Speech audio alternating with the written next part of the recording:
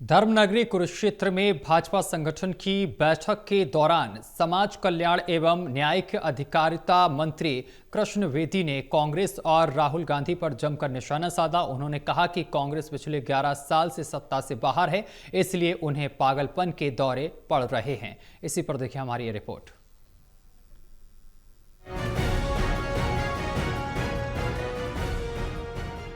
बेदी ने कांग्रेस पर पूरे देश और प्रदेश में वोट चोरी के मुद्दे को हवा देने का आरोप लगाते हुए कहा कि अगर वोटिंग मशीनों में गड़बड़ी हुई है तो कांग्रेस को हरियाणा की 5 लोकसभा और 37 विधानसभा सीटों पर अपनी जांच करानी चाहिए। उन्होंने सवाल उठाया कि पिछले चुनाव में बीजेपी के पास 304 सीटें थी, जो घटकर अब 240 रह गई, तो वोट चोरी में सीटें बढ़ती है या घटती है।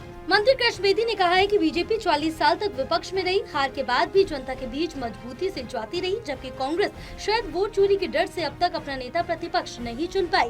उन्होंने कहा कि बीजेपी की पकड़ जनता के बीच मजबूत है और कांग्रेस की हड़कंप मचना उसकी कमजोरी को दर्शाता है।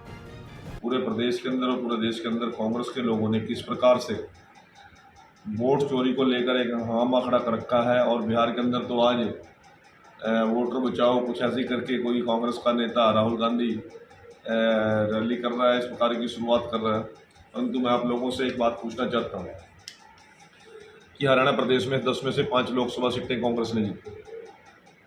यदि उनको ये भय है कि वोट गलत हुई है, वोटिंग मशीन में गड़बड़ हुई है, तो सबसे पहले तो अपनी 5 सीटों की जांच करवा लें, और 37 विधानसभा सीटों पर कांग्रेस के विधायक जीतते हैं, वो भी अपनी जांच करा लें एक बारी।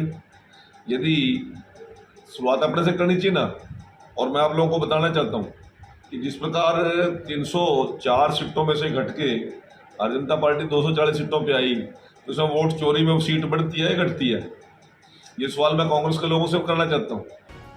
कृष्ण बेदी के इन तीखे बयानों से साफ है कि बीजेपी कांग्रेस पर लगातार दबाव बनाए रखने की रणनीति पर काम कर रही है।